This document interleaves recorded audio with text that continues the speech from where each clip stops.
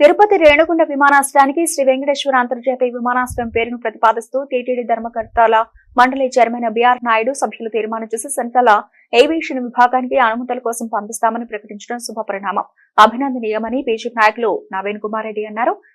తిరుపతిలో ఆయన మీడియాతో మాట్లాడుతూ తిరుమల ఆలయం పై భాగంలో నో ఫ్లయింగ్ జోన్ అమలు చొరవ చూపాలని కోరారు.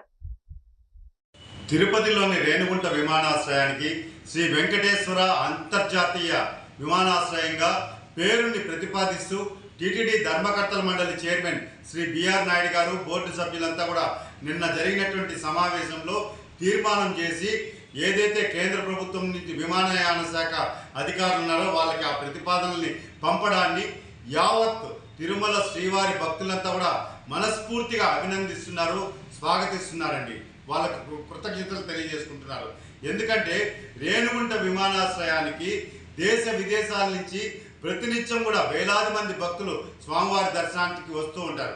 వచ్చిన భక్తులకి ఎయిర్పోర్ట్ నుంచే తిరుమల చేరే వరకు అక్కడ ఎయిర్పోర్ట్ పరిసర ప్రాంతాల్లో అంతా కూడా ఒక ఆధ్యాత్మిక వాతావరణం ఉట్టిపడేలా టీటీడీ చొరవ చూపడం అనేది అభినందనీయమండి. ఎందుకంటే మనం చూస్తున్నాం విఐపీలు, ఫ్లెక్సీలు, అదేవిధంగా రాజకీయ నాయకుల కటౌట్లు, ఫ్లెక్సీలతో ఆ విమానాశ్రయ ప్రాంతం అంతా కూడా ఆ పవిత్రత దెబ్బతినే విధంగా ఆ ఉన్నటువంటి పరిశ్రమలకు సంబంధించినటువంటి అడ్వర్టైజ్మెంట్ ఫ్లెక్సీలు ఇవన్నీ కూడా ఏర్పాటు చేసి ఉంటారు.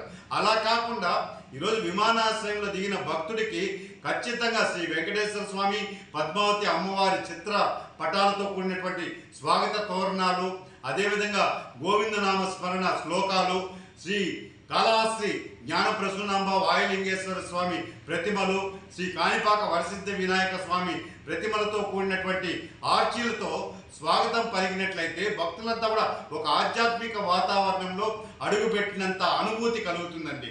అదేవిధంగా అలిపిరి దగ్గర ఏదైతే గరుత్మంతుడి విగ్రహం ఉంటుందో ఆ గరుత్మంతుని పరిసర ప్రాంతాల్లో ఎక్కడ కూడా రాజకీయ నాయకుల ఫ్లెక్సీలు కానీ, కటౌట్లు కానీ పబ్లిసిటీ కోసం అక్కడ ఏర్పాటు చేయకుండా నిషేధించాలని చెప్పని నేను టీటీడీ చైర్మన్ గారికి విజ్ఞప్తి చేస్తున్నాను.